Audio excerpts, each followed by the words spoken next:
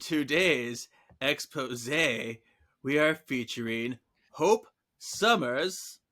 First appeared in X-Men number 205 in November 2007, created by Mike Carey and Chris Bachalo. Sure. Okay. Yo, you got it. Good. Chris Awesome. Bachalo. And she has all kinds of crazy powers. She's essentially like, part of the Phoenix, whatever. It's fine. So all those things she can do.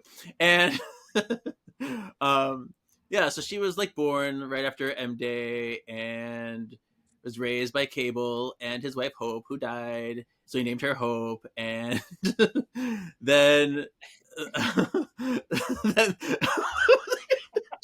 Dayspring is having a fun time. Oh, would you like to say something? Yes, I know. It's like, it's not a bunch of powers. I know. I feel like the lame over here. So let's pass it on to Dayspring over here. You want to tell us about Hope Summers? Okay. So after House of M, the witch, Scarlet Witch, cursed the mutants by saying three little words, no more mutants. The X gene had been erased. No one knew what happened to it. Beast in Endangered Species tried to figure out what the issue was. So he went to Doctor Strange. He went to Mr. Fantastic. He was trying to solve everything, and it culminated with him realizing that the X gene was wiped out by Wanda and that they had no hope left. So Messiah Complex begins, and a baby is born for the first time since M Day with an active X gene. And at the end of it, when they all find the baby, Cyclops, thought the baby was a boy, but it ended up being a girl.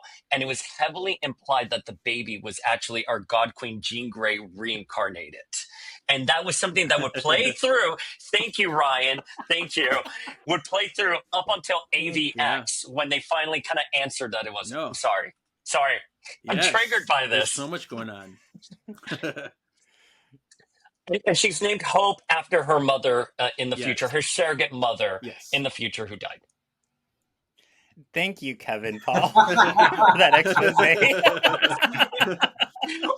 Of all the characters to mention right now, you mentioned Baby Spalding. By the way, so her birth name is Spalding. So as a joke on the podcast for Power of X-Men, I call her Baby Spalding. Nice. I love it. Sorry. I'm sorry. I'm gonna mute myself now. I'm muting myself. Sorry. Don't. You're good. Don't. Well, welcome to this week's Solving for X. My name is Shawn. I'm the ultimate excavationist. And I'm something of an X fan myself, Kevin.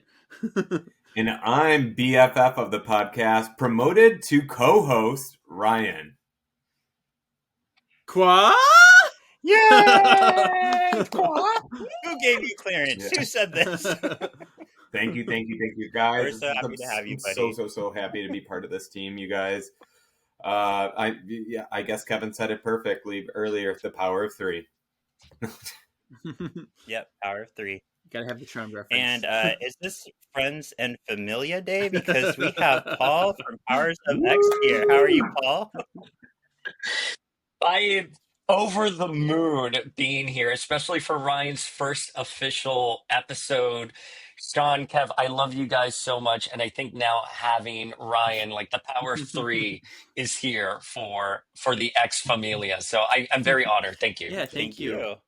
Yeah, actually, it's funny because on one of my past podcasts, somebody actually wrote in and said, I suggest you get a third host because there's something about a power of three on a podcast.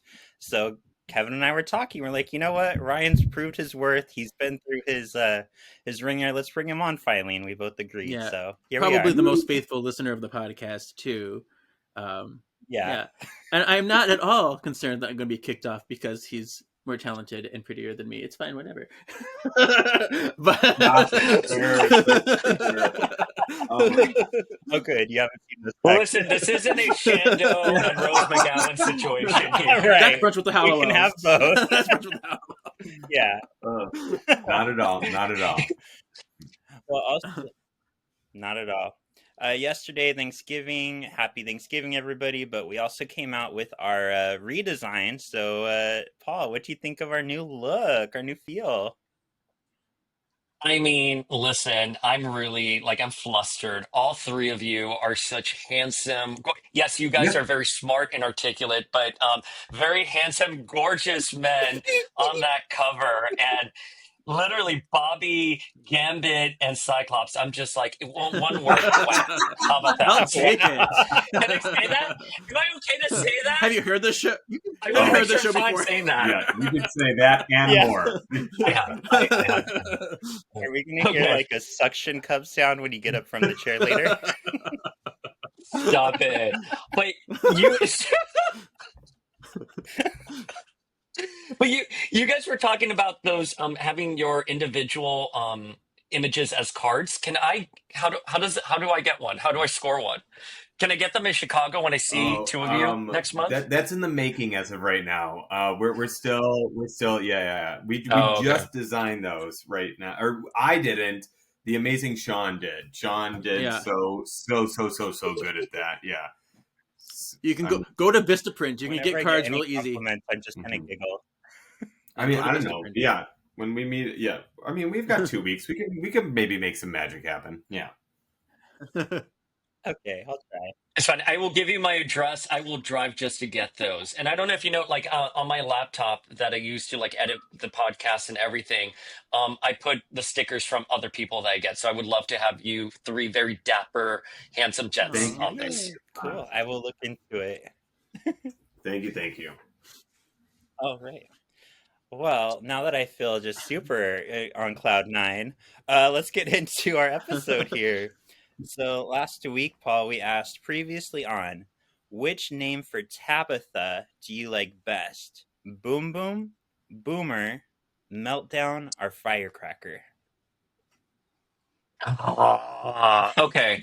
I like Boom Boom just because I love that era for the character. Meltdown though, I think kind of goes with her like yoga pants and like whiskey vibe. So like I can be sold on Meltdown because it's an emotional thing as well. But I'm gonna be Boom Boom because I love that issue. I'm horrible with issue numbers, but the issue where she is talking to Sabretooth in the mansion during the Onslaught era, and then Psylocke kind of like intervenes, and she's going by the name Boom Boom there, and that was sort of my introductory to the character back in the '90s. So I'm always going to be a sucker for Boom Boom. Okay. I want you in my room. Yep, that's all I say. So Oh, yep. and I love the song Boom Boom Boom. Now let me hear you say Hey-o. hey-oh. Did you ever see that YouTuber of that girl who was doing it really badly? Girl, your booty is so Boom, fine. boom, boom. No. Well, Or are you no, comparing me to no, that I'm not. girl? But Yes. she's so funny. You need to watch it. Okay. Please send me the link. But I was obsessed with that song as a kid. So Oh my god, it was We a like 90s the classic. cause, Well, the cause Who that does not go love that? boom. We're Tigra and Bunny, and we like the boom. It's a 90s Yeah. moment. 90s Wait. moment. wait, how are you? How are you guys voting for that? Which name do you I prefer? I think we all We said all Boom chose Boom, Boom right? Boom. Yeah, Yeah. well, I chose Boom Boom as well. That's what I met. I met her during I think it was Extinction Agenda. Yeah, during that. So Yeah. when I saw her in that, and then shortly after that, I think she got her new outfit. That like the '90s. I'm sorry, that the Marvel Legend is actually of. Yeah, Yeah, the X Force Yeah. one, the Rob that one. Liefeld. Yeah. Feet. And I actually met her on X Force when she was Boomer, but I don't. It just feels to me like she's an era of people. Like she's a Boomer. She shouldn't be that name. She should be Boom Yeah. Boom. I think Boomer has lost, like, it's kind of like the name Karen. Again, I don't inherently dislike Karen. I don't inherently dislike the word Boomer, but I think the social context we live in has sort of sucked any life or fun out of those kind of names and phrases. And So I feel bad even saying this. But Well, let's see how. when was Firecracker actually used? I don't know off the top of my Yeah, head. I I'd was have to like, I research don't. that really I was quickly. even because I was like, I don't even remember her as Firecracker. Um, I'm trying to look for Firecracker. They on Wikipedia, they have like her name listed there, but listen. This is where one of my better co-hosts, like Flink, can come in and will tell you the issue number and everything behind it. Maybe it was So, just someone just gave her the nickname one time, and Definitely, they yeah. used it. Could be. Maybe. I want to say like maybe it was like the Beyonder in like Secret Wars 2, like he said something to her. But again, like the Beyonder is like a shitty guy in like a fabulous like During the double suit. So date. like, he's always calling it like, you're the double date. But I can't think off the top of my head when she was Firecracker. Okay. Well, Firecracker only got 11% of the votes. Meltdown and Boomer tied at 14% each, which gives Boom Boom a nice little 61%. Everybody agrees with this. It's the best name. Nice. Cool. And today we are getting into Power Surge, which is very much a Jean Grey episode. And we know how, I won't say who, but it rhymes with Maul, feels about Jean Grey. So I'm excited to see this. Love Darth Maul. Love that. Yeah, Darth Maul. I was so excited rewatching this episode. I have so many feels on it. First of all, I love X-Men Evolution in general. I don't think it gets the love that it deserves out there within the X fandom. And I have met people from, X-Men Evolution. I won't name names, but one of them was like, "Oh, can you believe that they're rebooting X-Men, the animated series, but not X-Men Evolution?" And like my face cracked. And I was like, "Can I get you to say that on camera?" And they were like, "No." Like, That's funny. X-Men Evolution came to me at like that right time in my life. I was kind of like already transitioning out of being like that 13, 14-year-old. So the X-Men were for once the same age as me. I was like 15, 16 when this premiered, in the early aughts. And I related so much more to the characters. And I thought the Jean Scott relationship, which of course is one of the central focuses of this episode, was very much earned. I don't want to give spoilers. Do you guys I've never watched know what it all happens the in way the through. Watch it for the series? first time because he Okay, gave you never up on watched. it back in the day. He did not have good opinions on Evolution, and we're trying to sway him. But I think it's working this season, maybe, hopefully. Okay. Yeah. What I've about seen you, it Ryan? What from about you? season 1 to season 3, and then for some reason season 4 wasn't aired in my like area, which I'm like, I live in Chicago. Why the F was it not like aired here? So then maybe like Yeah.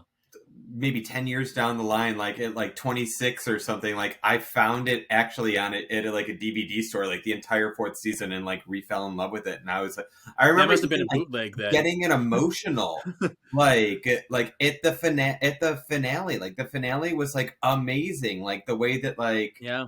you'll see, Sean, you'll see. Yeah. I'll see. No spoilers, but there is a lot of when you get to the finale. Please chat with me first because I've done I've sort of done the back end on that, and hi. I've done the back end on that, and there's a lot of notes that happen on the production end. There's a lot, and I don't want to spoil it for you, So Sean. I want to tell you that's about okay. the DVDs because they never released the season 4 DVD officially. They released 1 through 3. They released 1 and 2 in those little packets of like 4 episodes. Then they released all of season 3 as a whole season, and then they made a whole release of the entire series. So yeah, it's crazy that I don't know what happened with that DVD making. Well, so you know what happened?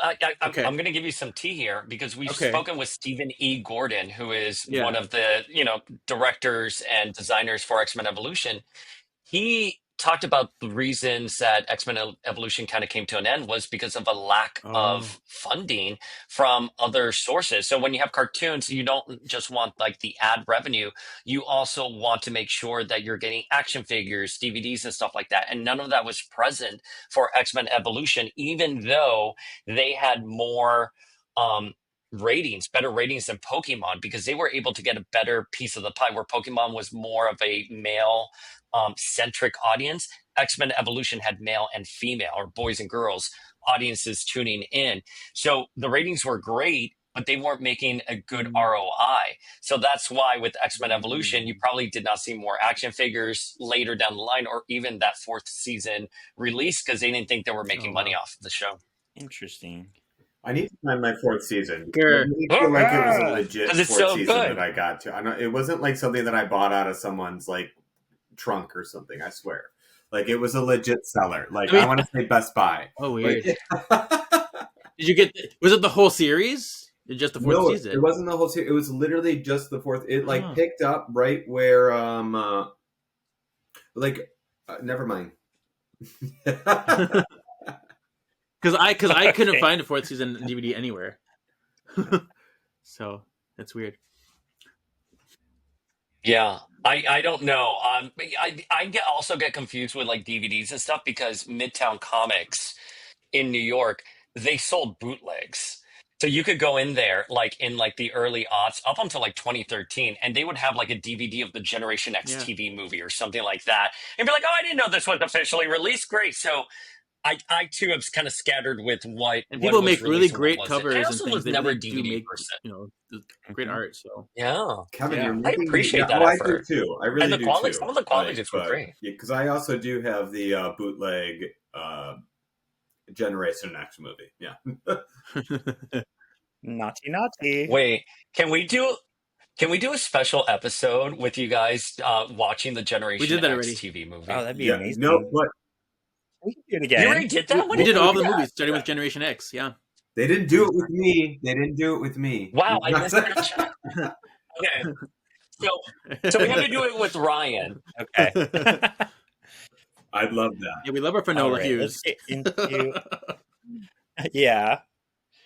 I had been trying to get Finola on Power of X-Men. Me too. I'm going to talk to you about a strategy that I'm thinking of.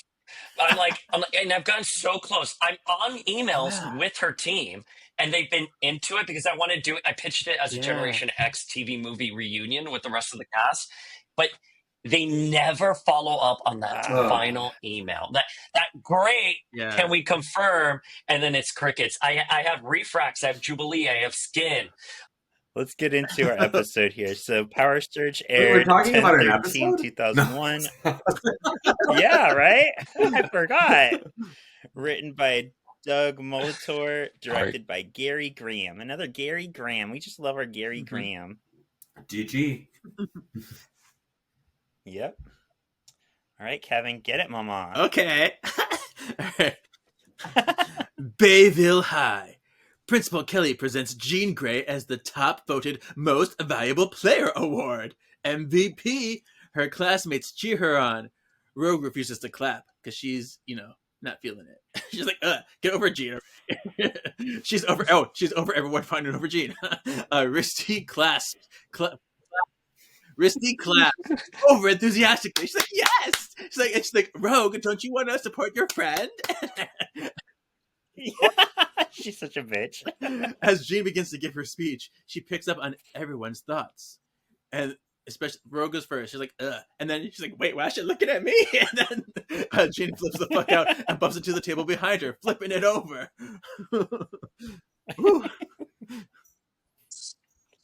Well, I am shocked that Rogue had that thing, like had that thought process, because, like, bitch, you're Right. giving her the stink eye. Like, you can see when people aren't happy with you. Like, come on. And I fucking love Goth Rogue, and I think it was Stephen E. Gordon who also said this, which was like, the idea of someone who couldn't touch another person in her teen years would actually be a little bit more introverted and goth, but they still maintain that little sass that you love of Rogue. No, so I agree. Yeah. Also, can I just comment on Risty for a minute? I know that you guys said that you know who Risty is, but did Shawn or Kevin, did either of you or Paul too, when Risty first came in, what was your first thought, who Risty is? I immediately was suspicious. I was, even before I knew. Yeah. I knew who she was back in the early aughts. When I first saw it, I said, oh, that's clearly... So, me being the comic nerd that I was all like, well, this person has purple hair. They're from England. Oh. Are they bringing someone See? else in, and being like, oh, her name's Risty, which I'm going to be honest, she's Misty to me. I've never heard Risty. I've never, whenever she says, oh, I'm Misty from Manchester. No, I don't hear, Risty, at all. But I get it. Whatever. Her name's Risty. Cool. But I totally thought Ritzy was going to turn into, Betsy. Or, you know what I mean? Yeah. Even, Ritzy could Yeah. even turn into That's fair. Betsy. You know what I mean? Like, oh, that's actually just a nickname of like that my parents call me. My real name's Betsy. You know, something like that. Like, so I totally thought that it was Uh-oh. Psylocke when we We're first. in trouble. Is it my connection or he cut out, right? Okay. Is it me? We lost you there for a second. Is it me? Yeah, Am I you're the the problem? Yeah. Yeah. Something. So we missed a little bit of what you said. Your first episode, Ryan, and you're already a diva. You're fired. Eva, like Mary J. Blige. Look at it's like, and this is like when Tiffany Amber Thiessen joined 90210 in the fifth season. You cannot make your demands. Nope. I want to be the Rose McGowan of this show. That's what I want to be. I want to fit in that well. All right, like I know how. the charm connection. Yeah, I was like, I know you're doing well by bringing in a I charm know connection. You know how. what you're doing. I know how to power connect of- with my boys. All right, like, and I don't mean to keep on doing Wakanda forever, but I don't know why I keep on doing that. But yeah, I love your observation because I didn't even think about that, and it makes sense. I just No, thought I did not think about that Yeah. at all. just the fact that she comes in randomly, and because she had a British accent, I'm like, I don't trust this bitch. Nobody comes from London to go to Bayville High. I know exactly who this bitch is. Yeah, I knew exactly who she was. I That's what I don't was- know if it was just. And No, also, who I comes back? don't mean to be like, like, I don't know if this is supposed to be Betsy or if this is supposed to be Quanon Betsy, but I mean, I feel like it's more Quanon Betsy than Betsy, you know what I mean? Like, the first Betsy we met, like, just the way that her physical features are and all that stuff. So I was like, how Yeah, are they going to actually that's explain fair. that? Like, that's what I was excited as, like, a 13-year-old being like, how the fuck? But you know what? Go ahead. But the reason for that, Ryan, it's because that like one of the things I think X-Men Evolution does really well, and we kind of see it with these background cameos in this episode, is that it feels like an expanded universe. It feels like they are actually part of a school. So the idea that they would bring in Psylocke in some iteration wasn't so left field for us when we're watching it back then. But I'm going to agree with Sean. It was the British accent, and this may be a reaction to Emily on Friends, where you're like, "Oh, you're not fucking with Ross and Rachel." Like, so like, I don't know if we were just suspicious as Americans at this time when characters with British accents came in, but I remember thinking, "Oh, that's clearly that character," and you know, Oh, I was it shook. was. Next episode when we find out. I was shook. Yeah.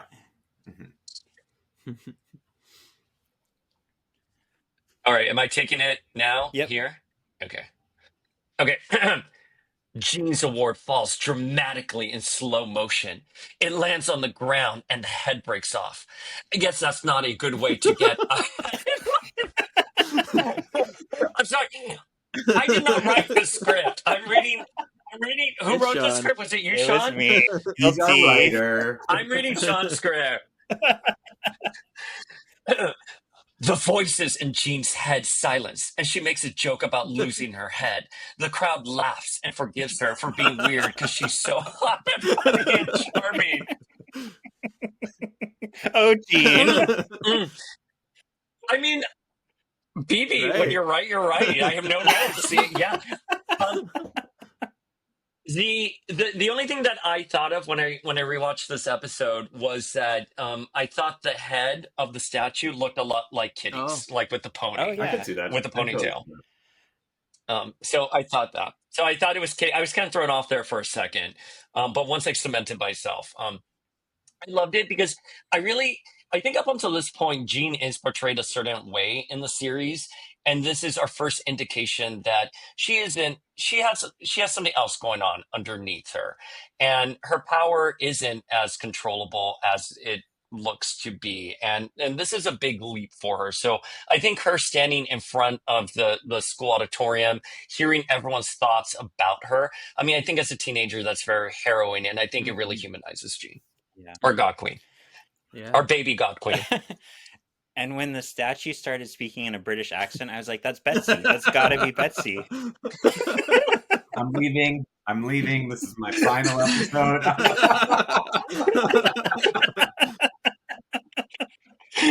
Ryan's like, I don't know what I just signed up for. Right. Like, can I renegotiate?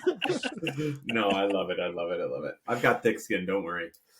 But Paul, actually, I wanted to ask. I love how you say that as you're rubbing your muscles. Yeah.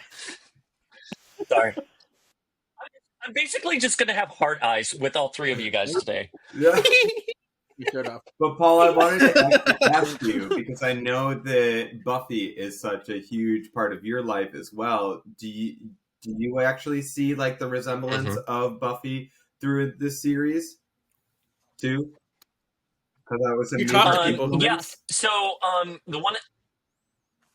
Yeah, so one of the things that's really evident so first of all, Stephen E. Gordon talked about how Buffy was a major influence on X-Men Evolution, not only with the obvious parallels that we have all seen online with Rogue and Kitty dancing, with the design of Jean. She was inspired by Charisma Carpenter. And I think what they do really well here is that they use the horrors of being a mutant and mutant powers and use it to examine the horrors of adolescence, which Buffy did that, but just under the supernatural lens. So, yeah, I mean, that's a Buffy 101 theme there, someone with telepathy. And we see it with Buffy when she gets telepathy in season 3. She's hearing other people's thoughts, and it's extremely overwhelming for her. And, it leads to this sort of thing where teenagers, it kind of like confirms your anxieties that people are thinking about you. They are talking about you. And our God Queen, this is the makings of her origin story in this universe. So I love that. you guys see it though, right? Yeah. I mean, it's so like Buffy was such a huge influence. I compared it even in our so last much TV. episode. I said, was it the last episode? Yeah. In our last episode, Boom Boom. with Boom Boom, I was like, why is Boom Boom basically Faith? Like, and Xander is Nightcrawler. Like the way that like she goes after him and like fawns and like basically uses her sex appeal to get whatever she wants from Xander, just like how Faith did. Yeah. And Wanda is really inspired by, oh my God, I'm forgetting the actress's name, but Nancy from The Crown. Oh, you can totally see that when I can't wait for you to meet Wanda, Sean. Like you were gonna freak out this season. No, not yet. Later this season. Okay. Well, now I know that. That's what happens when you have No, stop. Didn't you know that Wanda was a big person in the series? Because she was technically a mutant during all of this. No, I knew she was in it. I was like, she was a mutant during all of this. I'm a little bitter, though, because they have all this Buffy and the Craft and no Charmed. What's up with that? I agree. That is... Okay, this is going to turn into a Charm podcast. I don't think Charm got the respect it deserved while it was airing. It had its following, people loved it, but not in the way that Buffy and The Craft got that sort of like pop culture, like crown. Like Charm definitely came in later on, like once it started re-airing, that people on TNT and Netflix. Was Charmed actually mentioned in Agatha at all? I was just wondering that. Like any hints of it? No. Just in interviews, just in like pop, media stuff. It would have been cool if they like put the door or something in Billy's room or something. Oh, just like the video I sent you. Yes, exactly. Like you know what I mean? Yeah. Yep. I almost wonder if Charm didn't get any love on X-Men because it didn't take place in a high school. Like it takes place mostly at the manor or in the workplace. So I think that'd be harder to reference. Yeah. When it gets rebooted, when your friend that you spoke to from X-Men Evolutions, it gets rebooted like she requested. We're gonna ask that they do a Charm reference there. Yeah, I love it. It is, but it is odd that they just didn't have that reference and that focal point. And because even like a couple months ago, Kev, when we did a collab for Charmed and X-Men, I couldn't find a lot of there were no references in the comics of X-Men comics that even alluded to a Charmed thing, and obviously vice versa. But anyways. Well, when I finally get my second book out, you'll have your Charmed reference in there. Yay! I wrote it just for you, Kevin. My Thank heart. you. Oh, that's awesome. Yeah. Okay, I got that. Yeah, I'm Take sorry. us I'm to sorry. I didn't mean to ask that movie. question in the middle, but I just had to because I don't know why. All right. Because you just like to hear Paul talk. All right. All right. I'm sorry. I feel like every time I come on your podcast, all I do is ramble. Thank But you. it's good Thank you for rambling. having me again. Thank you for rambling. All right. Spike and Kitty leave school together. Evan is mad that skateboarding doesn't count as a school sport. He would totally be MVP. Evan leaves, and Lance Alvers catches up with Kitty. He offers to walk Kitty to chemistry. More like create a little chemistry. I know. All right, winky Winky face. face. Don't forget you saved me from So, that Paul, thing. we have a running joke. We hate the name Lance Alvers. Like, why did they change it to that? And we realized what they're doing. Alvers, Lance, Avalanche. Like, it's cute, but come on. He had such like a dramatic, cool name originally. Did anyone read Yeah, Mystique 2 today? Like, honestly, Dom was like a huge character in it. Like, he was actually amazing. And I love his name in it, too. It's perfect. I don't understand why they didn't use it. Sorry, go on. Yeah. no, I never really thought about his last name as much, but I am a Kitty and Lance like shipper though. Like, and I Oh. remember that being a thing Yeah. back in the day. I think it's still a thing today. I think the chemistry is if we weren't going to have Colossus in it, I'm okay with it. And again, like what I really appreciated about X-Men Evolution at the time in the early aughts was that we were getting the spotlight on other characters that weren't the core nine that we sort of had for, the original series. So seeing like Kitty Pryde and Avalanche interacting, it was fine for me. Like I liked it, and I was obsessed with Kitty. I tried to have a Valley Girl vernacular growing up, and I would just be like, and I think it's stuck to this day because I say like so much. But I loved how Maggie Smith I was portrayed. No, like, Maggie what? Blue. Sorry. I want to hear versatile. I want to hear Maggie Smith about the girl now. Maggie Blue. They originated the But then she's language. not Maggie British, so we Blue wouldn't, and we O'Hara. wouldn't trust her. Like we originated the language. Hair flip. Yeah. Well, It's neat. can Kitty I tell Pryde. you? So we had Maggie Blue O'Hara on Power of X-Men maybe like a year and a half, 2 years ago, and I told her, "Wow, I love the Valley Girl accent you did for Kitty. It was so vapid, it was so over the top." And do you know what her response was? I didn't really do anything for the voice. That was just my natural voice. Oh no. Oh, Paul. I was like, we'll edit this one out in post. Yeah. How about that? That's great. But I think Maggie does such a great job with Kitty because I think this is something that they've said. I don't know why I'm going to make a second Friends reference, but they said this about Jennifer Aniston and Rachel, where it's like these characters on paper, if not performed well, can come across very despicable, not likable, very two-dimensional. And I think Maggie does such a great job with Kitty, and I buy the romance with her and Lance a lot because of Maggie. And I don't know who the voice actor for Lance is, but both I have to admit, they're when just you so actually good. got Maggie to do the was it Xavier, you're a jerk, or was it some, yes, like Yeah, that was Professor so Xavier, you're a cool. jerk. Like, honestly, that was amazing. I was so happy to actually hear Kitty say that, or Maggie say that. Yeah. But you know what I mean? Like, she did it so well, and it was even a more mature version of the Kitty that we heard. So Yeah. it was very, very cool. So thank you for letting the X fans know that, or hear that. Well, I love Maggie so much. When she was on I like gave her like 8 panels that I wanted her to read. One of them was the Emma Frost and Kitty one, which I think Emma would have been so good in this series. Oh, yeah. Like Emma, as voiced by Yes. Finola, would have been she would have fit in perfectly. And I can't believe she was never considered to be part of the series. And I know that there is a fan art or a fan.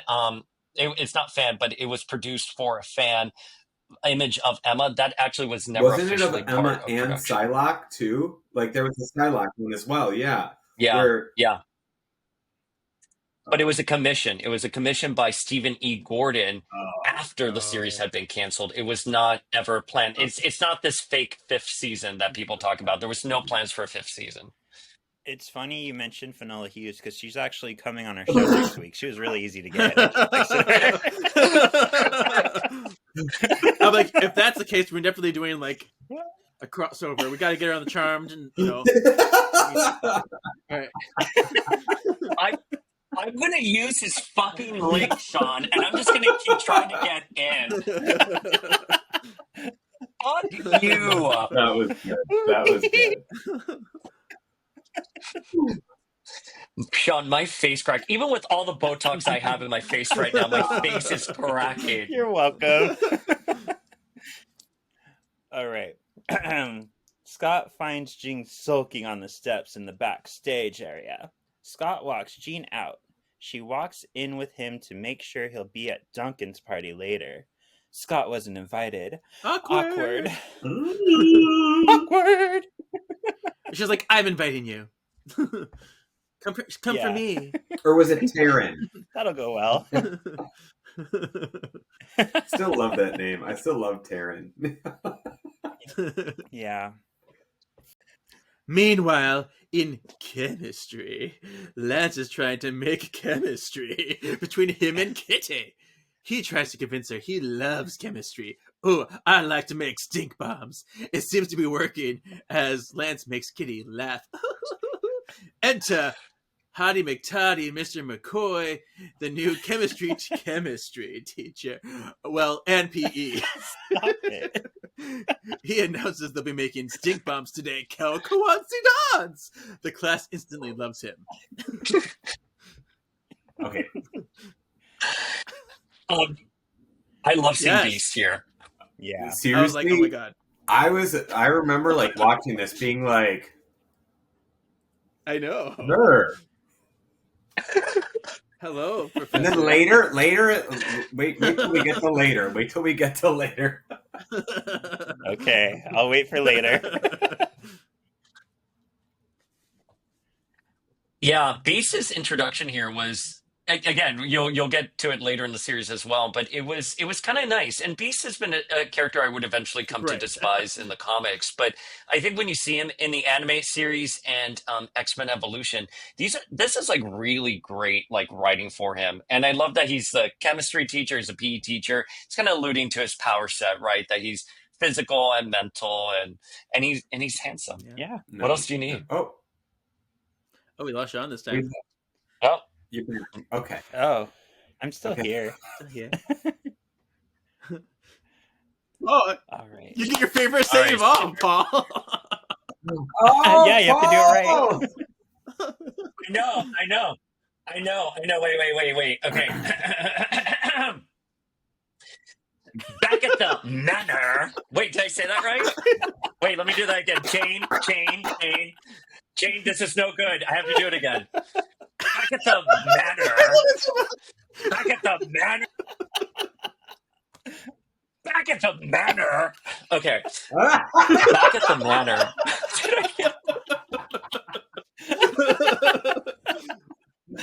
I can't do it. Kevin does it with this like you do it so like Machiavellian Shakespearean, and I can't hit that.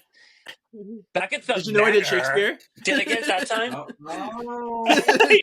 With Alice. Stop it.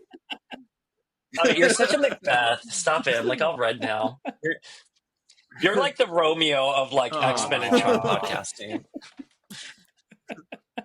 Okay, back at the manor, Scott preps for the night festivities. Kitty phases through a wall and Scott bumps into her. Kitty needs a solution for stink bomb aroma. Scott is knocked down by Cannonball, who has stolen Rain's purse and is being chased by her in wolf form. Outside, Iceman is making Jubilee a snow ballerina while leaning on Scott's car. Scott runs outside where he slips on Iceman's ice. Scott gets into the car and drives off. Do you guys hear that? What? We have a pop culture moment. Do you hear that? Yes.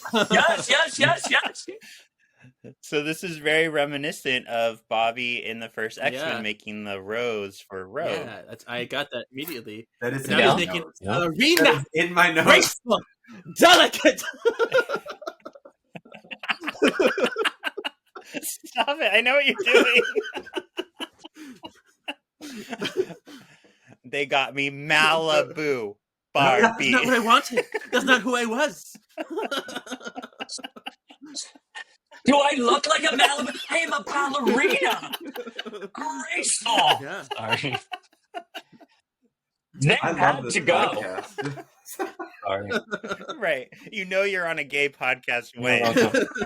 Like, When we all know Debbie from Adam's Family Value. Wait, I want Debbie's can card. I be unofficially Speaking your of cards, bartender? I want Like, Debbie's card from the, Yes. the murderer's Yes. card. oh my God, you guys have to print those out. What was she, Black Widow? They call her the Black Widow in that? Vaguely Hold I on. remembering. think so. I think that's right. Let me see. I'm going to Google that. Okay. Hang on. And while you guys are Debbie doing that, Black Widow. we also had, I mean, we mentioned them all, but we had the cameos from Cannonball, Wolfsbane, Iceman, and Jubilee. I just wanted to use the cameo sound, so I'm counting them. Cameo. Come out, wherever you are. Don't worry about us, Dingo. We'll make sure we Just can. to reiterate that point, it's going to be repetitive. But I think, again, if I had to give a criticism to the original X-Men animated series, is that it didn't really feel like a school. Seeing Rain and Bobby all kind of feels like a school. I love Cyclops' car. It's a Cobra. And I remember when I was picking out my first car back in like 2000, 2001, I told my dad I wanted a Cobra. And he was here like, LOL, you dumb bitch. That is a classic car that's like a lot of money. So, and I did not get the Cobra. Yeah. But I've always thought it's such a hot car because I think in Cruel Intentions, Ryan Phillippe drives a Jaguar. But you get it, like a roadster type car, and I love Scott's car so much. Yeah, yes, Reese. Yes. Sorry. That is, Again, you know you're gay when. oh my God, that's literally. When Reese Witherspoon's acting in Cruel Intentions. I mean, FMG was So, amazing Paul, in that. let That me- was like literally like, oh. Whew. Yeah. I know. So you are such a fount of knowledge. We kind of made a connection. Do you think X-Men Evolution did appear more as a school because of the new X-Men comic that came out around that time? Is there a connection at all? No, I think it was more a reaction to the X-Men movie. I'm sorry, I got weird feedback there. Yeah. I'm at my mother-in-law's house and there's like a ghost. So if there's a weird connection, that's that. Talk more about that later. But it's fine. It's just like my dead father-in-law. But I think the movie really influenced the cartoon, and I think that's where you get your school element from. I think Morrison's new X-Men, Frank Quitely, the school had already kind of just been in the background brewing for a while post Zero Tolerance. I think they kind of wanted to go back to what they saw in the movie. So I think everything's an influence from the movies. It's not to say that Evolution probably didn't influence someone, but I think when it comes to Evolution, the primary flowers goes to X-Men 2000. They're the one. The cartoon was made in conjunction with the movie coming out. Okay. Thank you. Yeah, and Morrison will come out a year later. In fact, I think Evolution predates Morrison by just a couple months because Morrison was slightly before 9/11, and I believe Evolution is 2000. Okay. That answers that. All right, we're on Ryan now, Yep. right? Okay.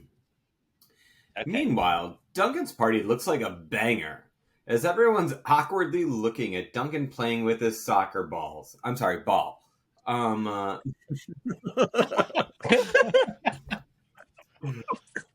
Yeah. Woo, I'm all red now.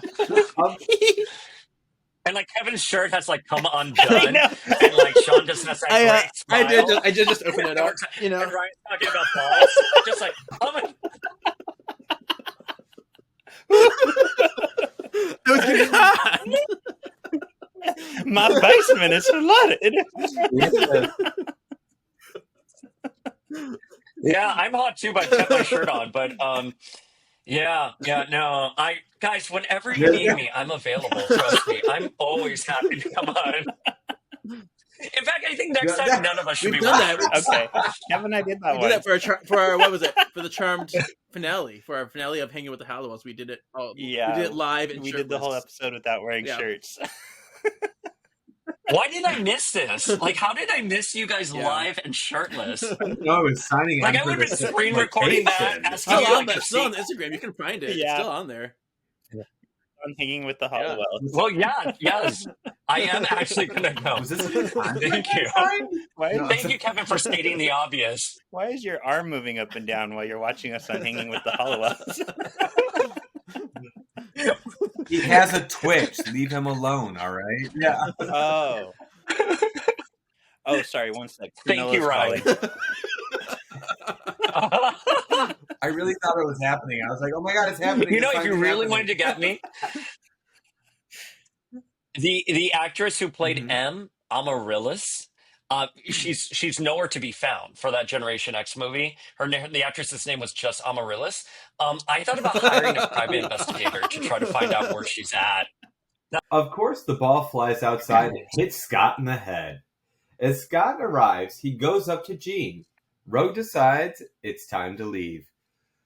Rogue is tired of basking in Jean's greatness. Risky goes with her. I don't like risk. I don't like saying risky. Risky. Yeah, it's ugly. Risky. I love how I you don't say like risky. We won't have to say it for much longer. That's true. We're almost done. Yeah. Risky. I really love this scene. I'm sorry to interrupt you, Sean. I really love the scene because I think it was really wise to show that a character like Rogue is envious of Jean, but that they actually probably have a lot more, for the moral of the episode, they have a lot more in common that separates them. And I thought it was so brilliant that the through line is Rogue has a crush on Scott, and she intuitively knows that Scott likes Jean, and vice versa. And so it's really good thinking of Buffy teen drama, WB drama. I think it's just so well done. It's fun. How about that? It's fun. It's fun. It's easy to digest for the age that it's geared towards. I do think, though, speaking of age, Risty with like her makeup and her outfit, I'm like, you look like a 40-year-old trying to play a good teenager. She's never been kissed. She's never been kissed. Yes. Also, yes. speaking of the time this movie was coming She's Drew out, Barrymore. wasn't what was it, Nev Campbell like 30 something playing a college student in Scream? Like, so it was very True. very with it. Like, I've heard people I say love it. argue that like Jean looks like much older than she should. Like, she looks older than the other students, which I kind of agree that, but who cares? That's what that type of casting was done during that time. Yeah, Yeah. it's true. Mm-hmm. Right. And and also like the practicality of it, because if you hired like actors who are actually age appropriate, like that's a whole like thing with like dealing with their schooling hours. So like, why wouldn't you, a 22-year-old who can sell magazine covers, just call them 16 and call it a day? But loopholes recently, speaking of Agatha earlier, was Joe like when I see a photo of Joe Locke, I'm like, this is a child. He's like 14, but actually he's like 20 something. And I'm like, wow, he really does look like a 16, 17-year-old in Agatha. But enjoy it now, because you're going to go from from twink to MILF, like in just a couple of years. Okay. Thank you. Ryan. All right. Scott and Duncan get into the most intense and metal-tastic game of ping pong. The game starts to get a little bit cray as Scott and Duncan start bouncing off walls and people. Jean gets tired of the game and uses her powers to stop the ball midair and grab it. No one notices her use her power because they're all a bunch of dumb shit. You know? Yeah. They are very And Jean open has in this the line show. here. Yeah, the way they do the Yeah. way they like show their powers is a little bit too extreme. Yeah. Jean has the line, "Would you like any snacks? Like macho cheese fries?" Yeah, right. I'm like, sick burn, Yeah. Jean. Sick burn. And I think we had one before, but we actually have a Jean-gasm Oh. in this. Ding, ding, ding, in ding, this ding, ding, ding, part. ding. Oh my god, it's been forever. Okay. All right. All right, Kevin. Jean angrily pulls Duncan away from the crowd and chastises him for dueling with Scott and for not inviting him. Like, that was douchey, bro. Suddenly, Jean hears everyone's thoughts and realizes no one likes her with Duncan. Oh, likes her with Duncan. There we go. You're such a bully. Wow. How do you read that, Kevin? The voices become overwhelming and she runs outside looking crazy. She's like, I can't see. And then she sees Scott. Scott tries to comfort Jean, but she accidentally uses her power to throw him off the bed. She's like, oh, don't touch me. And he flies away. Oopsies. But then she's like, oh no, Scott. And she's like, I will save you. And she holds him again into the air before he falls into the pool. But then she's interrupted by Duncan and he falls into the pool anyway. Jean uses her power to telekinetically catch him. Duncan interrupts and loses concentration, dropping Scott into the pool. Sorry, I spoiled that for you. Can I just point out, this is Kevin without drugs or alcohol. This is just how Kevin is. Pure Kevin. How did you say accidentally again? Can you do that again? Accidentally. Oh. You are a thespian for our generation, Kevin. Accidentally. Did you know I did Shakespeare? Yeah. Yeah. Wait, you gave Paul all the fun lines? I'm just looking at you like, realizing this next line. Yeah. wait, what?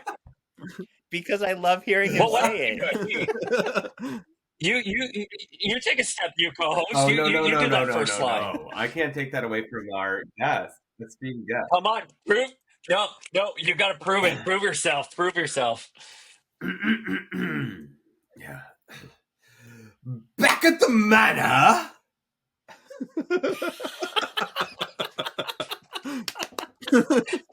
Back at the manor.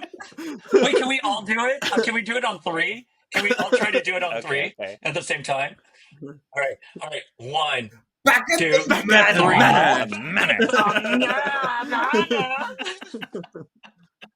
I think I'm on a delay, but yes. I love it.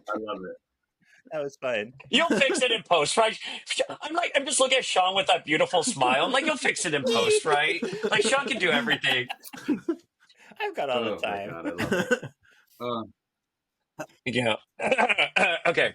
So back at the manor, a soak Scott and a defensive Jean return to the manor. Xavier and Kurt meet them at the door of the manor and ask what's going on. Jean refuses to talk to them in the manor and goes upstairs. Sorry, I'm going to stop that. Rogue and Risty enter the room. Kitty faces through the wall. Everyone freaks out since Risty is there. Which, by the way, cold read on Rogue. Like, yeah, why did you bring her there without warning? Enter Logan, who uses his claws to eat fruit, which, again, not practical. And Risty leaves, and Xavier chastises Rogue for not scheduling having friends over at the manor. And Jean doesn't realize that she read Rogue's thoughts and answers her out loud, making Rogue even more angry. Get out of my hand! Out of my head! I'm That's picturing right. Lenore Zan's voice saying, Scream as she got out of the mansion. Yes, I know exactly what you're talking about. Yeah. Yep. Which, by the way, Seymour, did you know? You know this because you guys interviewed her for her book. Lenore has her origins as the Canadian Scream Queen, so she can do that scream really well. Pterodactyl. And for folks who are listening, to Lenore Zan, the birth of Rogue from X-Men and X-Men 97. Sorry. I know. I'm on a mission now to watch through all of her like Scream Queen movies. I think that's amazing. I had no idea. I love it so much. She's so amazing. You know what? I'm going to be Team Xavier in this. Like, girl, why are you bringing your friend here? Why are you bringing like Betsy, whoever this character is, to the manor? The manor. When you know people are using their powers, it's not really safe. Like, you should have that clearance. This is anonymity for you guys. I think like Wolverine trying to eat the fruit with his claws. I'm like, dude, you're just being extra right now. And by the way, I love this Wolverine stuff. He can be extra. It's pretty hot in my opinion. But yeah, I mean, like it all like kind of happens in like a very comedic fashion. So I understand Xavier's point of view there. And I also understand Rogue when she gets angry at Jean for reading her thoughts. And it's kind of like one of those like haphazard things where it's like, Jean is like, I didn't mean to, but Rogue is mad that she did, and it was an invasion of privacy. So yeah, I agree. I think the way the I don't know. I kind of actually I feel bad. I want to be on Rogue's side, but I can't because she's in the X Mansion and she knows where she lives and all that stuff. But I want to be on her side, like that. Right. And she's like, you know, oh my god, these people are so rude. They don't know what manners are. Yeah, manner. At the manor. You know what are? Kevin? What are? Manners at the manor. My manners.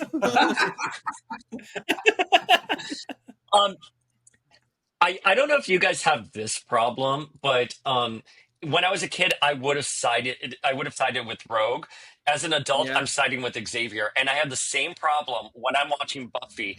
I side with Joyce on everything. Like, I'm like, Joyce has every right to be mad at Buffy, which I'm like, you're trashing the house. This girl, like, that cost, I just renovated my apartment down in Florida. That shit is expensive. Like, sheetrock ain't cheap, especially for a single mom who works at a gallery. You know, like, come on, like Buffy and Summers. So in this scenario, I'm very much Team Xavier. Like, you know, this is for everyone's safety and protection. It wasn't during the time where Willow could literally just, you know, like recreate everything. Like, no, like she had to pay for that shit. Like, probably Joyce was at like Home Depot weekly.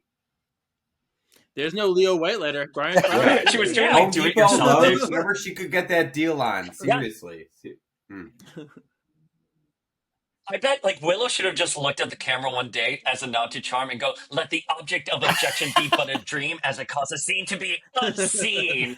Like that would have been amazing. That would have. But we didn't have that. And Charm, by the way, did a good job at showing that, like, you know, they were very dependent off of Prue's income to like fix things and later Piper's because they wouldn't take the easy way out with that. But again, I just find myself now as an older person siding with the adults and things. I get that because like rewatching The Little Mermaid as an adult when Triton like fucks up Ariel's grotto, I'm like, okay, Mr. Daddy, you went a little cray, but I get you now. I get what you were doing. She was lying to you. She was going where you told her not to go. Like, I get it. You felt like you were against the wall. You could have just destroyed one. Humans literally eat their kind. Eric, that's all you had to do. You didn't have to do it all, though. No. Yeah. Can I see King try to destroy Eric, please? Like, there's all the artwork. There's so much artwork. I will send you the link. Is there really? There's so much. Go on the Tumblr. Go on the whatever. Yeah.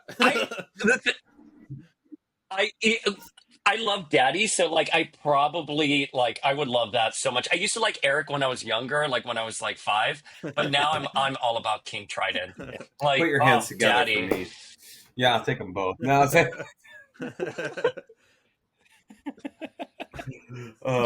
all right, I guess we have to get back to the podcast. Yeah. Yeah. Sorry, guys. Stop. No, I love it. All right. Xavier meets Jean privately. He's noticed that she's having issues controlling her telepathy. Jean makes excuses for herself. She feels that she's just tired. Jean dismisses Xavier's help and leaves to go to bed. Girl, you in danger. You in danger, girl. You in danger.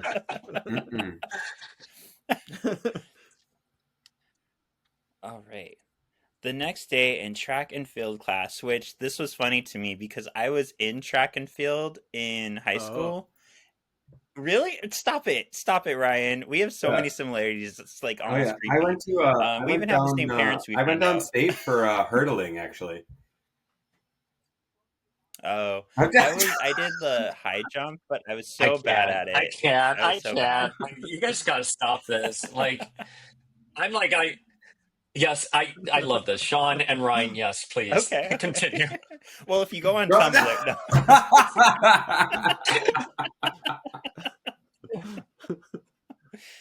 All right. Who was I talking to the other day? I think it was Hammy, where I said something to him like, yeah, like, I can't believe I'm best friends with, like, Hammy of the Tumblr, like, fame. Because that's where, like, Tammy got his, like, start off. And I was like, oh, who's this cute guy? I mean, now I know he's just a dumb bitch. But, like, at the time, I'm like... And I bet he listens to this podcast, so I love you. We love you, Hammy. I'm going to make that joke where I was like, he's not dumb or he's not a bitch, but I decided, he's both. You're right. He's such a great human. He's such a great He's human. A sweetheart. All right. Duncan is using a whole fucking javelin for throwing. This is a money school. Scott and Duncan use the javelin as metaphors for the dicks, as Gene does the high jump. Scott knocks over the bar on the high jump, but Duncan doesn't. While sprinting, Mr. McCoy sees Duncan push Scott. McCoy kicks Duncan off the team, and McCoy helps Scott put his glasses back on. Who wrote this shit? And at this point where I'm on the train of Scott wears too many shirts. Oh yeah, yes, he does. literally did have like... Wait, I'm sorry, Kevin. Do you not like shirts? Too many shirts. You can't tell right now. Because when after he got out of the pool, he's like, "I'm gonna take my shirt off, and I have another shirt underneath." Okay, and then he's wearing a tank top, but he's wearing a t-shirt underneath. Like, okay, you need to show more than that. Yeah.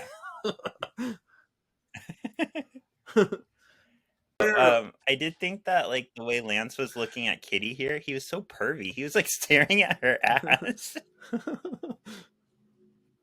I mean, teenagers. Oh, you totally reminded me of when the wristy scene when she was like talking about, because earlier she was like, "Hey, moody girl," and then like her animation froze and she had like this weird blank stare. Oh, I was like, all right, where are we? 13. Okay. 13. Gene starts hearing everyone's thoughts and for reasons shoots a javelin right at Kitty and a group of girls about to run track. Ah! Horrible. Avalanche Alvers used his power to knock them out of its path. He's like, oh no. Next, Gene starts throwing shot puts. Shot puts. Okay. That's what those balls are called. Shot poops. She starts throwing shot puts around telekinetically. No one notices because they're all dipshits. McCoy catches 2 of the shot puts, but one goes careening towards Duncan. Scott uses his power so nicely to save this asshole person, to blast the ball out of the way. No one notices because they're all dipshits. The ball breaks through Kelly's window and lands on his desk. Quah! Gasp! Scott goes to help Jean. She is having issues controlling her power. Yeah. First of all, like, rude that she's targeting Kitty. Like, damn, like, savage. Like, I guess that's, obviously this is now, like, clear that when Jean loses her power, she can hurt the people around her. It's an allusion to Dark Phoenix. Thank God that Lance was there. Perfect timing. But yeah, I mean, it's a fun scene. It's like a slap happy scene. Yeah. Carrie. I love that. And by the way, like, Ryan, the fact that you said that, because when Whedon would come to write Astonishing X-Men, Kitty is largely inspired by Buffy in that series. So yeah, you're absolutely right. I love that. with that reference. You're more than just a pretty face. this whole thing. Yeah. They didn't bring me on just for my looks. No.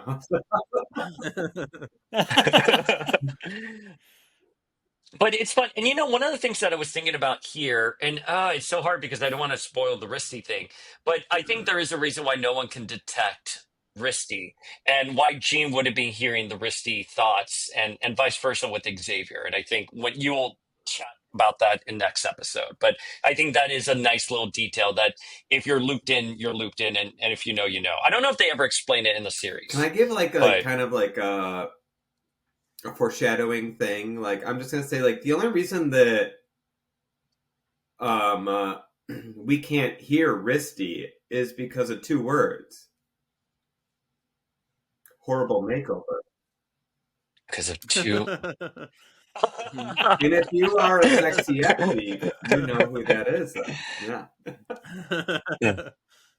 Yeah. Yeah. That's fair. Okay, is it my turn? It's my turn. Okay. Okay. Scott rushes Jean back to the manor. Wait, I didn't like that one. Scott rushes Jean back to the manor. No, I'm not getting it. Oh, wait, I'm going to say Scott rushes Jean back to the, and then Kevin, you say manor, okay? Scott rushes Jean back to the... Back at the manor. And Kitty helps them to try to find Professor X. The manor. And they try to find Professor X. Xavier has them rush Jean to the lab, and the lab gear starts to fly out of the room. Logan takes Scott out of the room, leaving Xavier and Jean alone. Scott goes into Jean's mind and tries to help her. A psychic blast erupts from Jean, knocking Xavier away, and Jean flies into the air and wrecks the lab. Yeah. One thing that this retrospectively reminded me of, it reminded me a lot of the Dark Phoenix movie with Sophie Turner, with her in the lab, getting all that sort of done with her. I wonder if we could get Simon Kinberg on one of our podcasts to ask him, did that scene in Dark Phoenix, was it influenced by X-Men Evolution? But I don't know if I want Simon Kinberg on the podcast. Yeah. Sorry.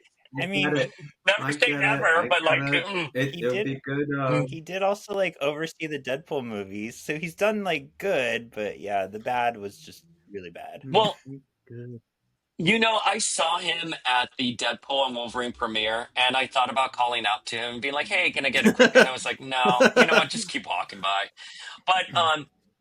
But I was at this con, and we did an interview with Chris Claremont, and spoilers for an upcoming episode of Power of X-Men.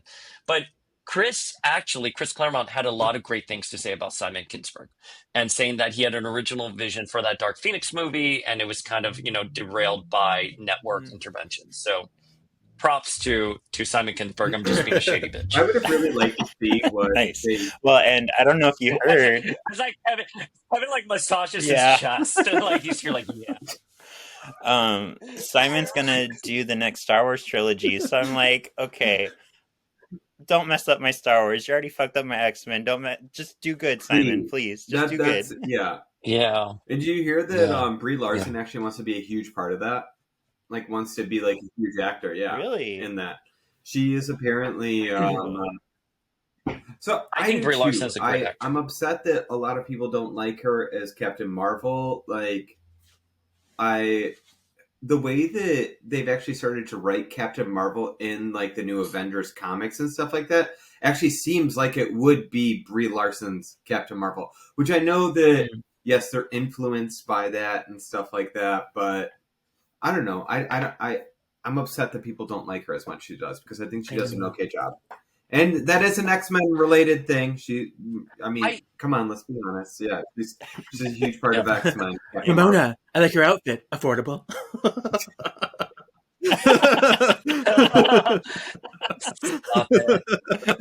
I love Scott Pilgrim. It's amazing. I love Scott Pilgrim so much. I listen to Black Sheep, her version of Black Sheep, probably daily.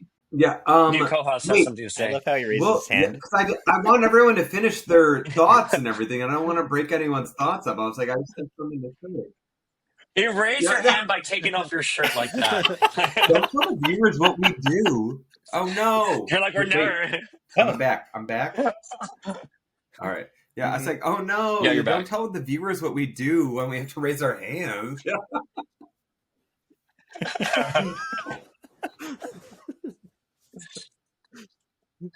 I only raised my hand when Kevin was talking about Baby Spalding because I had so many feelings. Guys, I have a 3-hour episode of Power of X-Men where I rant about Baby Spalding and Messiah Complex and Jean, the Wow. connection to Jean, and how we have been gaslit by the X office to think that Baby Spalding was supposed to be her own character. She was not. She was supposed to be our God Queen reincarnated. The original pitch, and I was working at Wizard Magazine at the time, the X-Men's first lady is reborn in their darkest hour to either save them or destroy them. Thank you. So, Wow. Boom. I did wow. not know that. Yeah. Although I really do like Hope Summers during the Krakoan era. I think one of the best things to come out of Krakoa was Hope. Agreed. I think she was Yeah, really well I done. honestly She was believe super that she well got done. the turn, like the way that she was presented at first, like it was very cool, like it was awesome. But I feel like they made her like a snotty teenager, like kind of like like she Yeah. didn't really have, and she thought that she knew her shit. I would, but to be honest with you, I would think that I know all the shit too if I was raised by Cable. You know what I mean? Like, Yeah. Right. And so the other turn of the screw with like the whole thing with Jean is if you read the original script for Messiah Complex, which is published in the trade paperback, the script says Scott holds a baby and realizes who the baby really is and why Cable has to go. And the reason why Cable is raising Hope in the future, it's supposed to be a homage to how Yeah. Scott and Jean raised Cable in the future. So all the allegory and the symbolism was there. And in that by the way, if you guys have a chance to read that, I believe it's Cable Volume 4 or 3. Those 26 issues are really, really good. And seeing kind of Hope go from like prop to fully realized character, I think it's a rarity in the X-Men franchise to see that. Who have we? We didn't even get to see that with Cable. Like it was like Cable went like this, and now No. thankfully, Yeah. X-Men 97 is actually going to give us a little glimpse into what Cable Stop it. grew up in. Apparently, so I'm so excited for that. Yay. I'm so excited for that. And the best part is that it was like the Same, mini same. Cable that we know from the comics that like was like walking out of it. I was like, that's Kid Cable. Oh, That is Cable verbatim. The outfit is verbatim his outfits in Cyclops, The Adventures of Cyclops and Phoenix. Like it's Yeah. like, and oh my gosh, Jake Smith-Fadden as Mother Ascani. I can't. I mean, that is perfect cast. Another diva that I have slid into her agent's email. And I'm like, hey, we would love to have Gates on the podcast. We won't ask spoilers. We just want to talk about Star Trek, and then kind of like Mother Scani. And literally, again, right before you're gonna book them, crickets. And you're like, why did you do this? All right, girl. New co-host. Continue us on. I guess it's my turn. Okay. Yeah. Kitty, Kurt, Spike, Rogue wait outside in full X gear garb. Logan comes out holding Scott. Xavier's holding his head aching. How's your head, Xavier? A lot of complaints. I had to. I'm sorry. Xavier tells everyone that Jean's powers is evolving rapidly and can control them. Rogue offers to drain some of Jean's powers away. Xavier stops her. It's too dangerous. Scott offers to help Rogue draw Jean's attention to him. Logan pushes a reluctant Xavier to agree to the plan. Yeah. I'm sorry, I actually did read. I really like that. Like Logan had power. I over do Xavier. like that. And I'm very happy because I did read a little bit of the script earlier when I was like, oh my God, wait, Xavier comes out holding his head. I have to say this line. I was like, I have to. Sorry, I'm a drag race guy. I'm a drag race girl. I got it. Well, and I love like the Elvira scene where she's like, "How's your head?" But the beauty of that scene is that Elvira looks insulted. She's like, Well, I haven't had any complaint. Like it's like that cara de mierda, which I love. Um, with this, like, I don't know how I felt about all of this. Like, this felt like Xavier could have just been like, ha ha ha, I'm putting Jean down for like a second. Let me get in Cerebro. I felt like this was a little unnecessarily complicated. But like, sure, you need to have the action sequence. So, and by the way, this is gonna lead into Rogue having an understanding of Jean by touching her, sort of taking a little bit of her powers and everything that I involves. Yeah. So, I get the I loved when like practicality of that it. pan came and Kitty phased through it, and then it hits Kirk. Made me laugh. Yeah, that was Yeah. funny. This was a really cool and fun action Yeah. scene because like we got to see them all like doing stuff, and it was Yeah. funny at the same It time. was. I have to say that X-Men Evolution actually does a Alright. really good job at that. Like, in the past, there in like a lot of X-Men shows, we don't really get to see a lot of like powers all at once and stuff like that. But like, like it's always been like, oh, like Scott's gonna do this and like help, like destroy this or something like that. But all the powers to one are connected into one. It's good. It also like reminds me a lot of the comics nowadays where they like try and combine powers to like create this new amazing like thing to defend themselves or Yeah. something like that. Yeah. Yeah, well, it's also like one of the things that make the X-Men like incredibly unique is that you have a diverse power set, and how does that work towards like solving a problem, right? Um, I think also just like the Charlie Chapman like slapstick humor of it, where Kitty gets phases through something, it hits Kirk, but then something else hits her. That's a very clever beat, a very clever comedy beat that you can Mhm. only get with these characters with those powers. So, I mean, again, like hats off to the writers for X-Men Evolution. I don't think they get the TLC that Agreed. they deserve. Yeah, and you're right because I feel like a lot of stuff is introduced even from just the little bit that I've seen so far. We got like Mystique's new power set was introduced here and then later in the comics.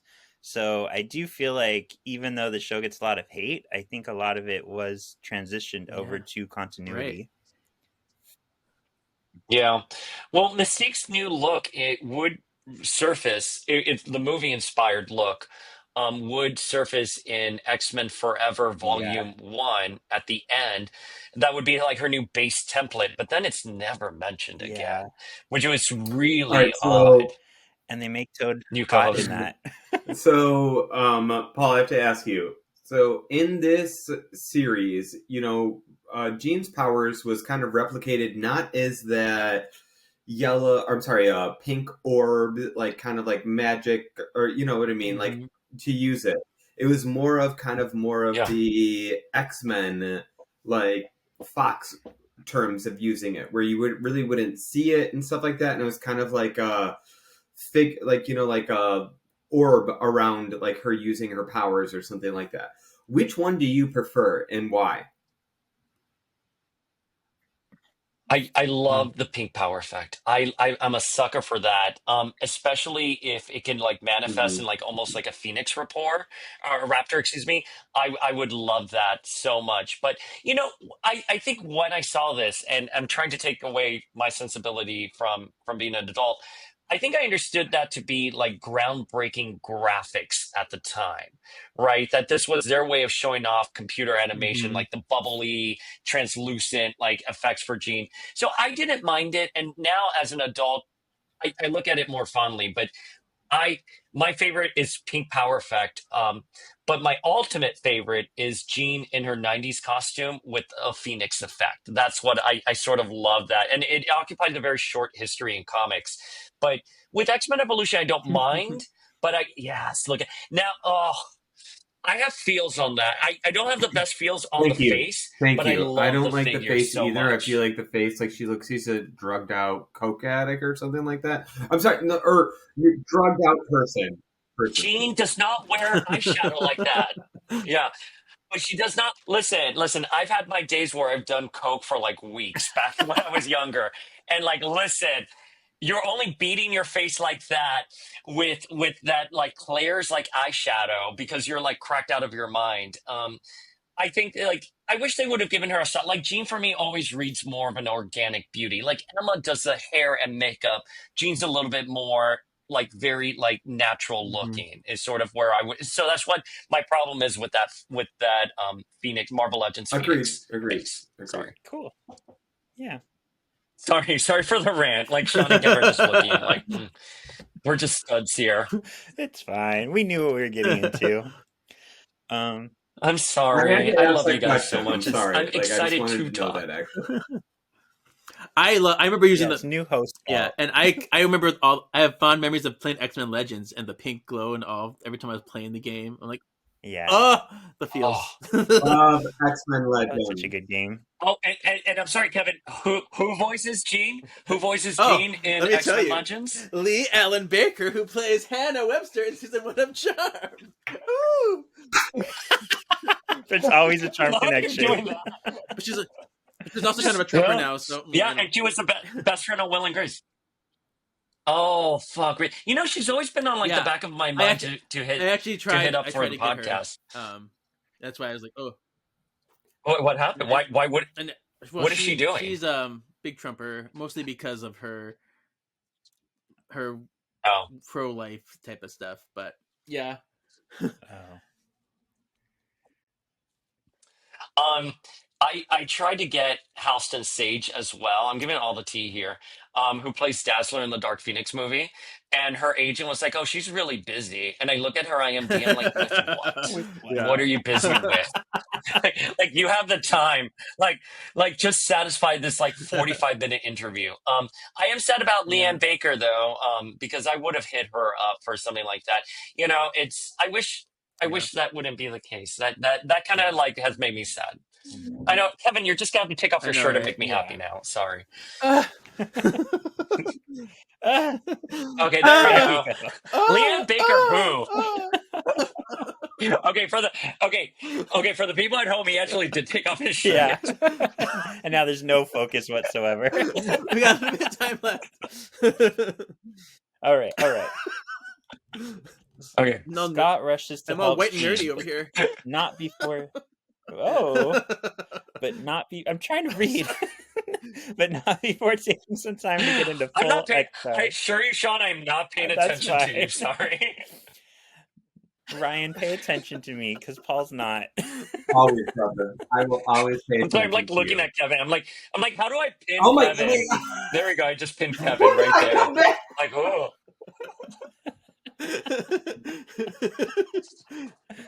Wait, now I lost Ryan. All right, I'm sorry.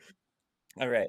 All right, go, Sean, go. The team enter to find Jean in a psychic fit in the manor. They work together to try to clear the debris enough to get to Jean. Nightcrawler helps port Rogue into the center of the storm. Rogue struggles to touch Jean's face. Awkward face touches. They finally connect and Rogue draws some of the power away. Scott approaches Jean and tries to get her to focus on him. Jean starts speaking through Rogue. Jean comes out of her funk and falls to the table below. Rogue is sad. Her only moment with Scott was through being Jean. Oh no. Well, it's horrible, honestly. Yeah. That's the name of her memoir right there. My only moment was Scott being Jean. Like, I felt horrible when you started to hear Jean's voice, and then he's like looking at her. I'm like, oh no. Like, I knew it was gonna happen. I was like, oh no. Yeah. Yeah. And she was just Yeah. going to experience something that like she wanted so badly. I felt bad for her. I felt really bad for her. Being a gay kid, you know, like wanting some guy that was obviously straight in high school or whatever, thinking that he was the coolest person. You know, I kind of really related with Rogue here. Yeah. Yeah. You know, I and thought that he the was thing straight. about I like thought that they were now that we straight, have the yeah. gift of retrospection, Yes. yeah, air quotes. I feel like goth girls they grow up to have such great like intellect, wit, and fashion. So, you know, I would have invested in Rogue a little bit more if I were Scott, but you know, it is a heartbreaking moment, and I think it's a life lesson for Anna Marie, and everyone involved. So I'm sorry. I'm just looking at Kevin. That's it. I have nothing We left have to a group say. text, and I literally said, I was like, keep your pants on, please. I was like, Well, I mean, you never know.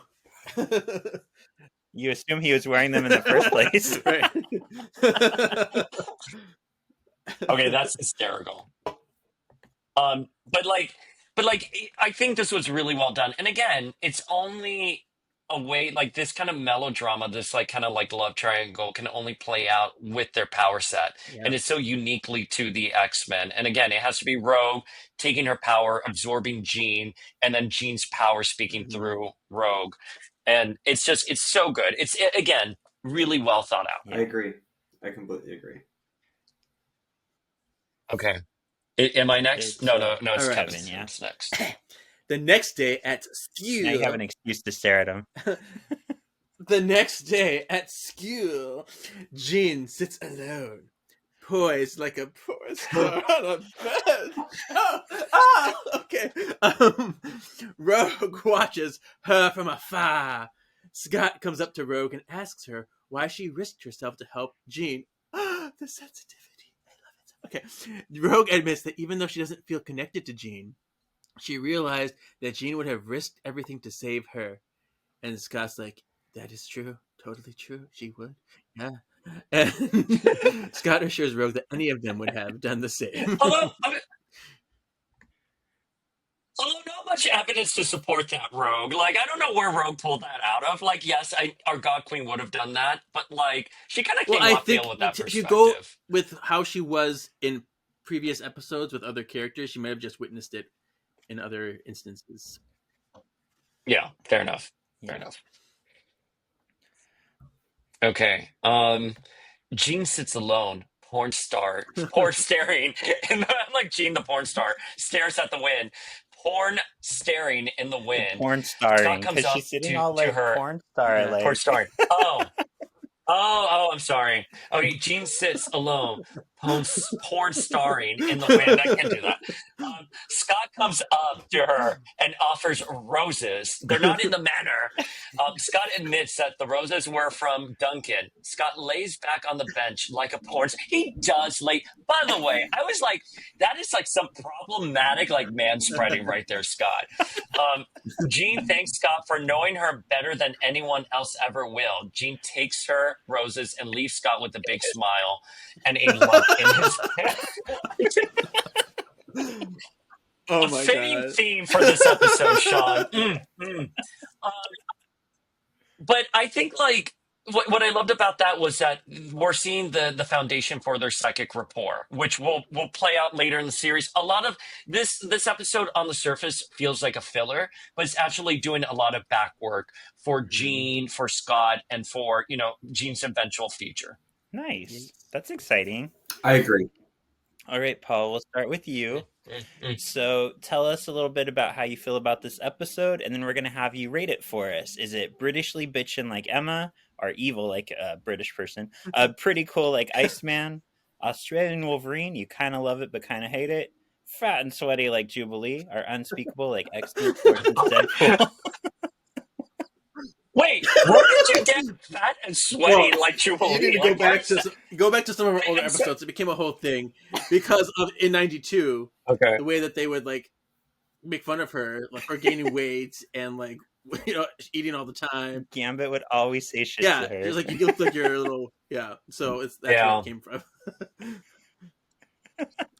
Okay. I don't think. Listen, like Emma level, it's like up here. I'm gonna give it pretty cool, like Iceman.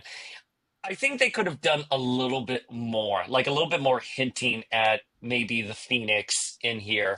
But that's fine. I think the idea is that Jean is powerful on her own without a cosmic parasite. So I think it's cool. I think it does a lot of groundwork. I think on the surface it could be a filler episode, but it's actually doing a lot of legwork. So that's how I encapsulate my feels for it. Nice. New co-host Ryan, how do you feel? How do you rate it? I'm also going to have to agree with the God Queen follower. I would also have to say pretty cool, like Iceman. I feel like it was a great episode. It gave a lot of depiction of what Jean could actually become. And B, I also do feel like, Paul, that they could have had a little bit more in there. Like, you don't know if they're going to be going the Fox way or if they're going to be going the comic way, just by this episode alone. It could be either way at this point. So I kind of like that. And I'm excited to see where it goes. I mean, I'm also very excited to see what you think of it, Shawn. Cool. All right, Kevin, before I spill the beans, how about you? Oh God.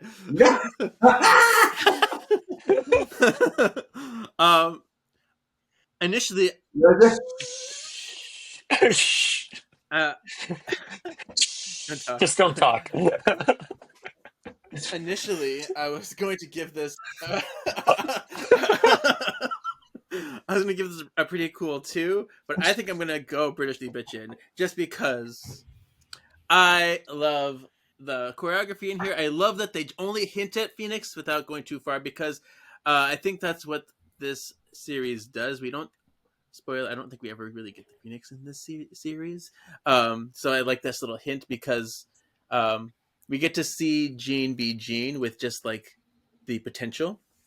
I love the Cyclops and Rogue characters in here. I love the way that they go into the character development, and I like, as I say, I like the fight scenes. So yeah, it's one of the top for me so far.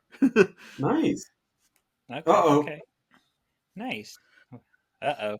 There we go. We just lost you real quick. You're back. You're back. All right. So, I do have to say I'm a little annoyed with Jean right now because she knows Scott has a crush on her, and she's still like, "Oh, Duncan, Duncan," but she knows Scott wants her.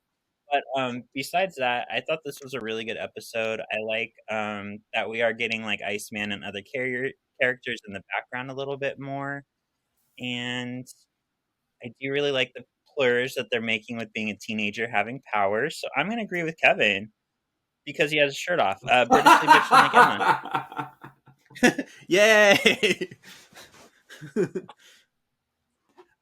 All right, and then Yeah, and like, and I think just to like wrap the combo, one thing that I would have wanted from this episode. Sorry, I didn't see Kevin. The I one know. time I'm not looking at Kevin, and I saw you do something off screen.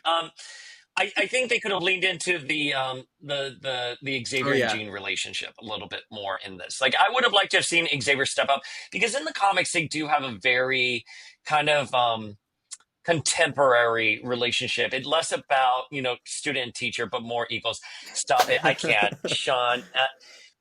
I absolutely, now I'm so flustered. I'm like, how do You I guys pin Shawn this now? wasn't in my contract. This wasn't in my contract. I thought I joined the party. It's hot in here. I have nothing. I have nothing left to say. I'm just looking at Shawn now, and like, he's got that smile, and now he's shirtless. Like, Tattoos. I'm done. Guys, anytime you need me, I'm available.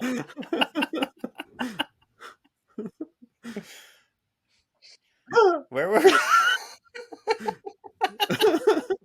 Were we on? Oh, most excellent player. I'll just say mine real quick. I thought it was Scott. Like, I love that he loves Jean so much that like he's okay seeing her with somebody else, but still being there for her, waiting his turn. He's not being an asshole.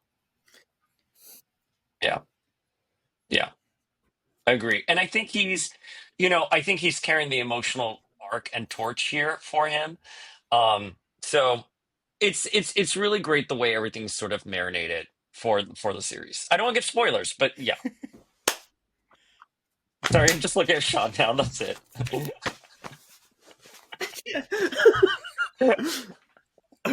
Okay, Ryan. What happens next? What question are we on? No.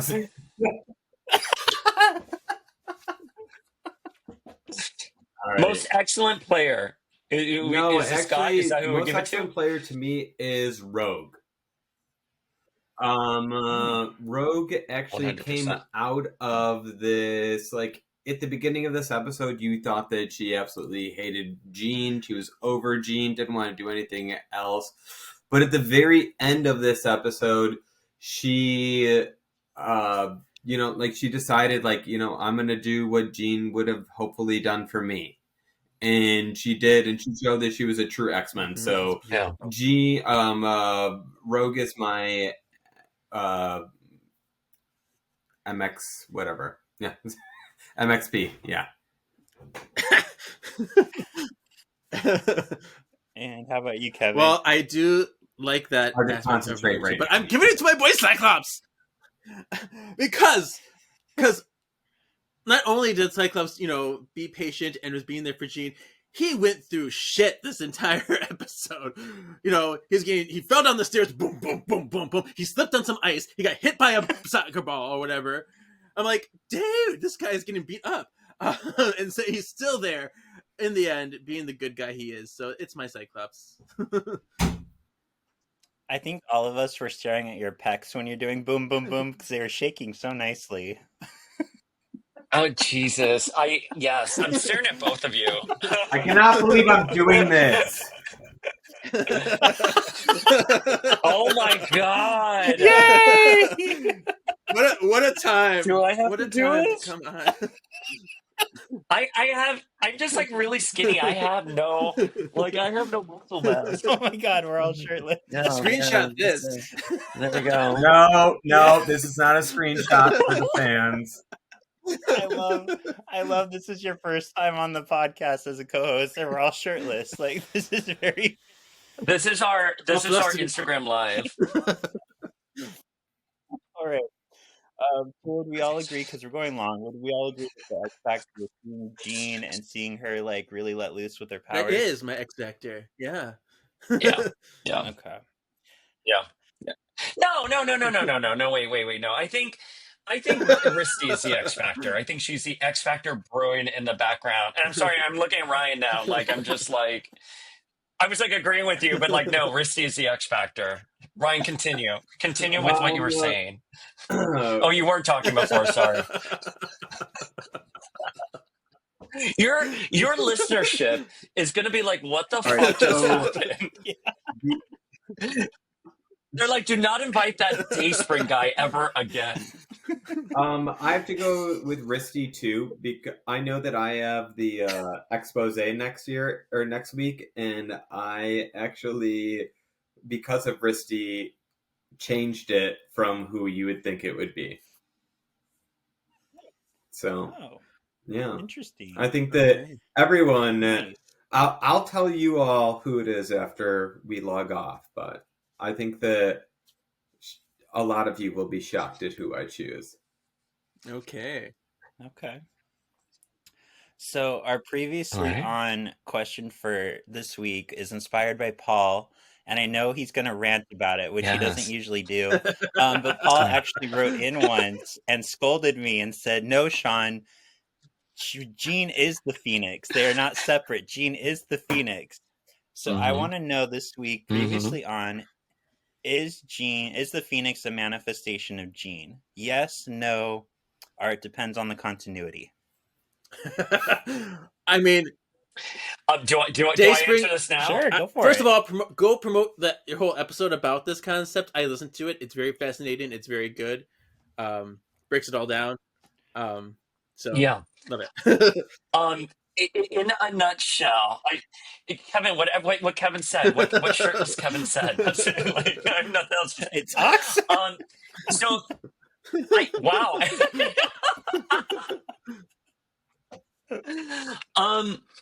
So I think if you look, there is a school of thought. I have to look off camera because I can't with you guys because you guys are so handsome. There's a school of thought out there that the Phoenix is a manifestation of Jean's will. And so anytime the Phoenix manifests, even without her, is actually Jean Grey manifesting throughout the entire Marvel universe. I think there's a lot of substantial evidence within the comics to prove that.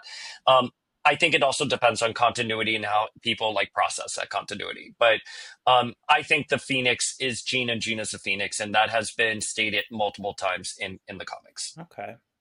How do my other boys feel? Sorry, and now I'm just looking at Ryan. I'm literally just staring at Ryan now. Me too. Gasp. Yeah, I don't work out. I just starve myself and do coke. So that's my workout routine. I'm kidding. I haven't done that since I was Me 20. too. No, Okay, how do my other boys think? I have to agree. Yes and no, depends on the continuity. Honestly, like if we're going Ultimate Universe, then yeah, like that's an alter ego, kind of. But I'll be completely honest. I'm halfway through Ultimate Universe X-Men. I haven't completely read that one. That was one that I kept off my thing. I actually just got into where Lalandra tells us about the new religion.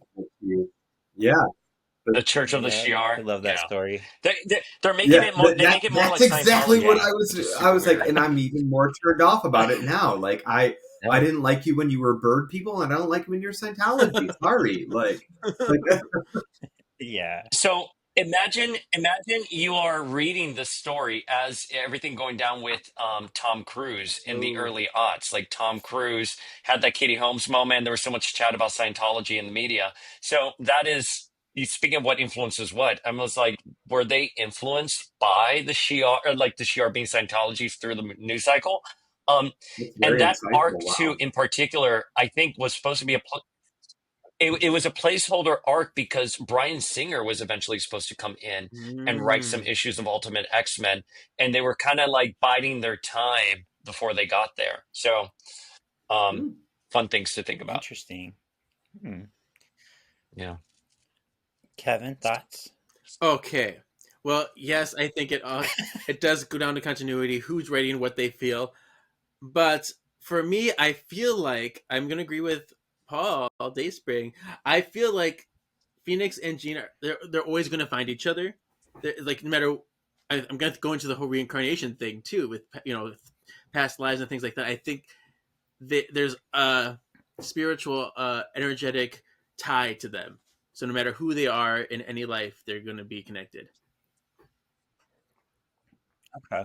Well, and like also, and like in that note, like Kev, it's the idea that like when Jean died on the moon the first time, she met Death, and Yeah. that's when she was White Phoenix, and Death looks at her and says, "You are the rightful heir of the Phoenix," and then that kind of like evolves like in Morrison's New X-Men when Jean rebonds with the Phoenix, and they bond so tightly that in Here Comes Tomorrow.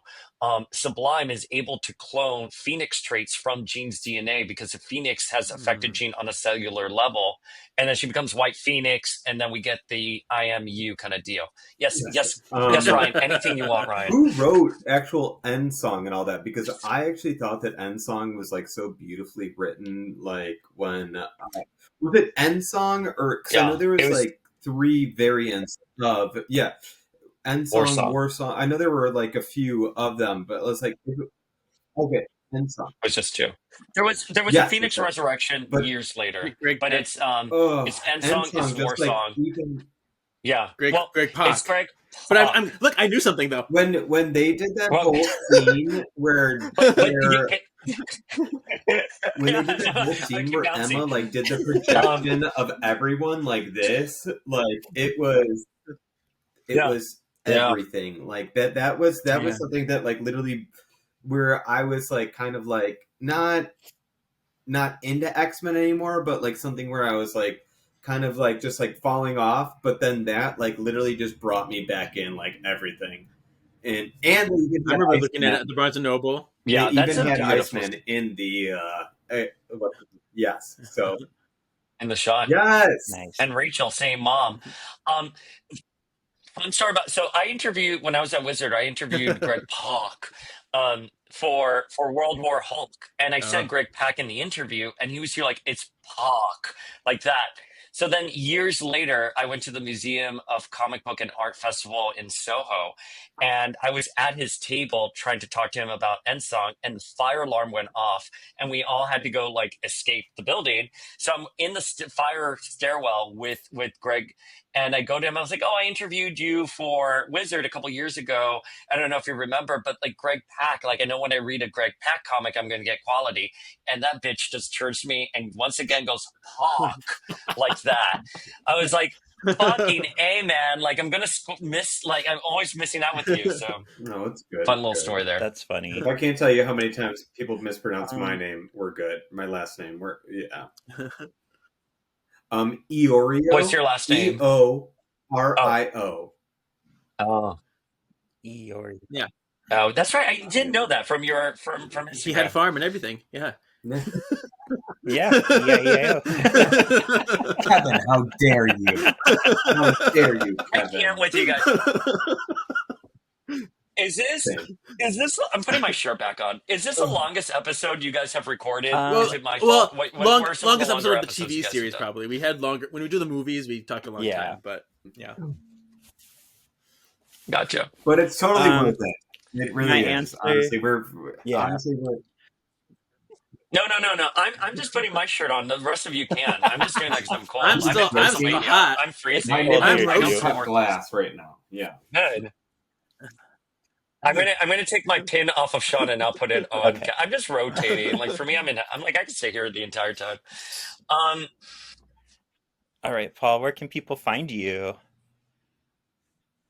We are at Power of X-Men on Instagram and the podcast. I love that you're shimmying. That is our podcast. We just did an interview with Robin Lively. We have an interview with Chris Claremont coming up. We are hosting a book club on December 15th with legendary X-Men writer Scott Lobdell. And if you join book club, you will get a custom free sticker of Banshee and his Generation X costume by X-Men artist Luciana Vejico. And I will mail that out personally to folks. And then we're going to relaunch the podcast in January, and we're going to be covering new X-Men officially. So I'm sorry, you guys, but there is a no shirts rule. There's a leather and no shirts rule if you want to be on the podcast. Just for you three. Just for you buy three. Okay. No way.